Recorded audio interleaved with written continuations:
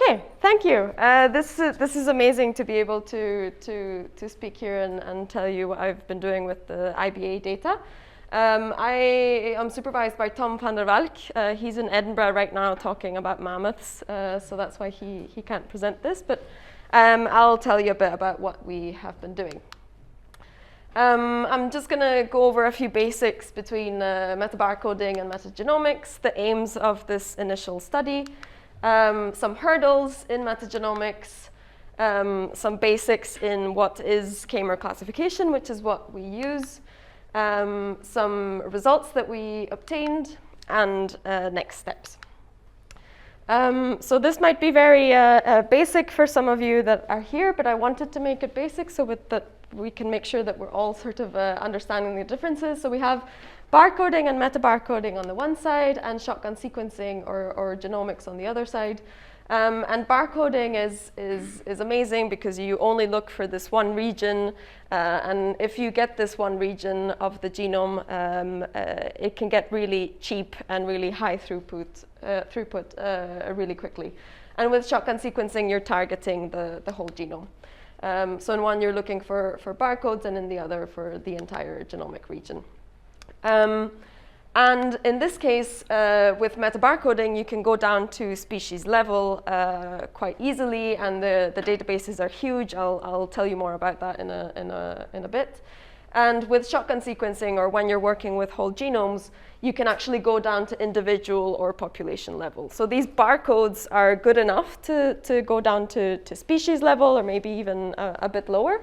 But to find actual variants that differentiate individuals or populations, you need to go wider, and that's why we work with genomes.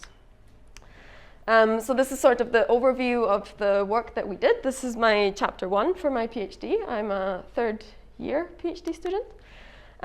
We have these 40 samples from IBA, from the IBA Malaise trap. And we wanted to compare metabarcoding and metagenomics for the same 40 samples.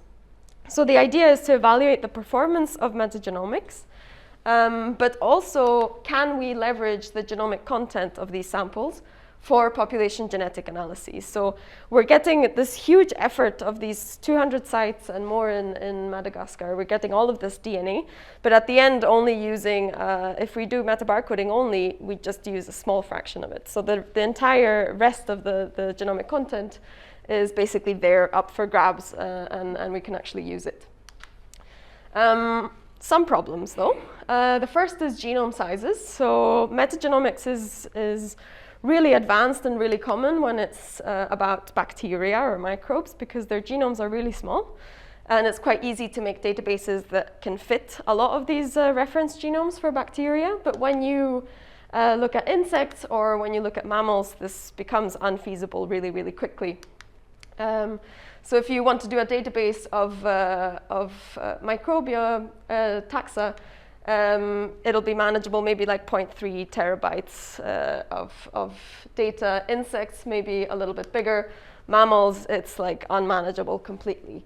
But here, for arthropods, it's really neat because they're still quite complex genomes. They're eukaryotes, but the size is much smaller than mammals. So it's still, you're still able to do the same sort of microbial approaches for metagenomics, but with eukaryotes. Another problem is genome availability. So these numbers are from March 2023, but in bold, I looked for how many species had barcodes in this database, and it was over 100,000. Now it's even more. And if you go down to bins, it's even more. But for NCBI reference genome assemblies, so the whole genome, there was only 2,500 at this time. There's now even more published. So that's a big issue. And I'm going to go over a little bit about what k-mer-based taxonomic classification is. So we have this example. We have 3 species. 2 are, in this case, I'm oversimplifying, sister taxa, let's say, or more related than the third species. So what you're going to do is you're going to get your candidate reference assemblies, and these are going to have sections that are unique to each species.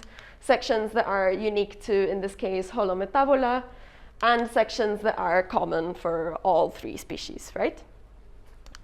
So what you're going to do is you can then cut them into k-mers, which is basically just a section of k length of anything, so like a sequence in this case.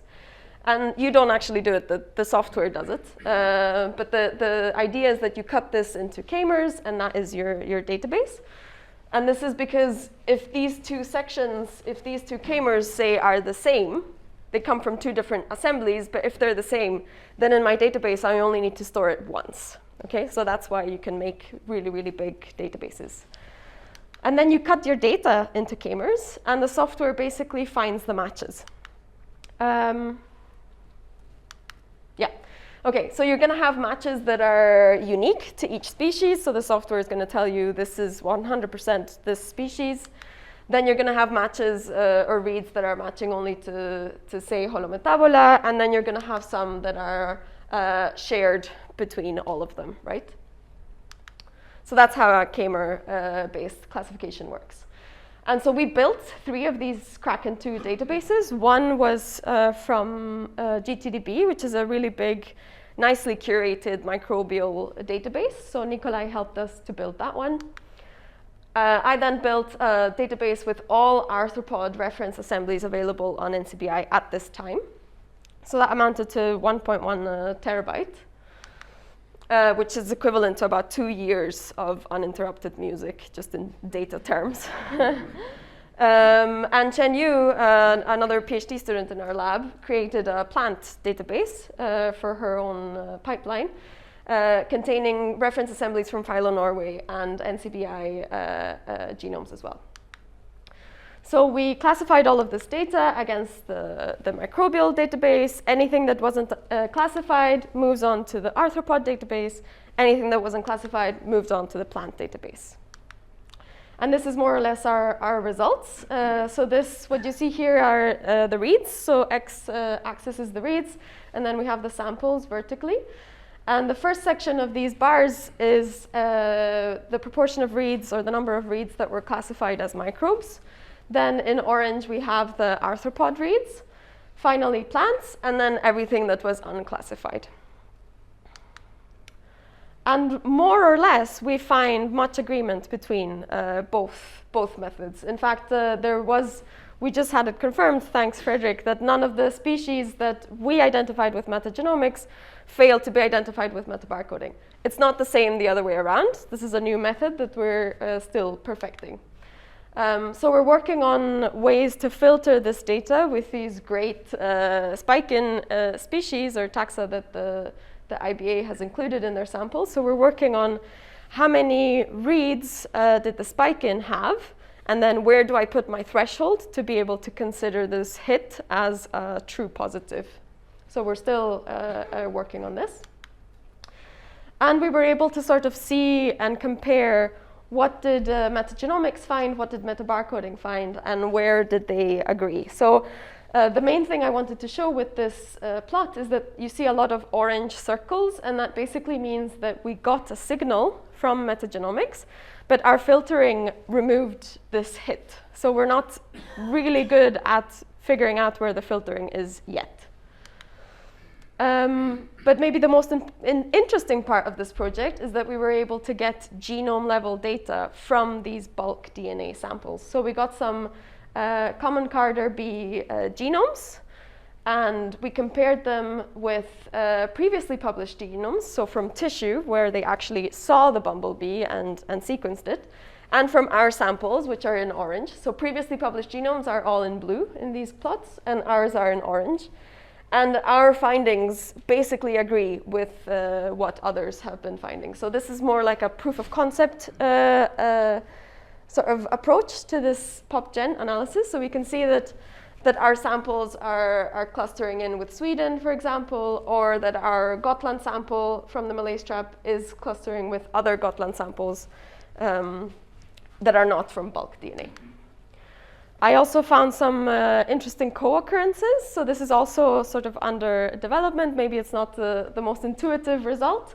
But from the plants that we were able to find, I wanted to see where are these plants occurring, and are they happening at the same time as particular insect genera. And this is really interesting for example, taxa that are endangered, which are in bold here in this plot. So far, we managed to get this working with shotgun data. We can get quality genome data from these samples. So one of our samples even had 20x coverage for a bumblebee. And we can get to population level insights. And this is extremely interesting because we have this broad sampling across the whole country. So chapter 1 basically finished. And now currently in the works is a new and improved arthropod database. So since the last time we built it, there have been 1,100 new assemblies uploaded to NCBI. We've only limited them to include genera that have been previously reported in Sweden. And we only will allow or allowed for 10 assemblies per genus max. So this was because we eventually realized that we had like 300 Drosophila genomes in our database, which we don't need. So that's why it's new and improved. We added 60 new IBA samples for a total of 100. Thank you. And the next step is to do multi-species PopGen at the metagenomic scale across the entire country. So are we seeing the same population differences across the whole country, across different species, and why does it have to do with their biology or their ecology? And that is it. Thank you.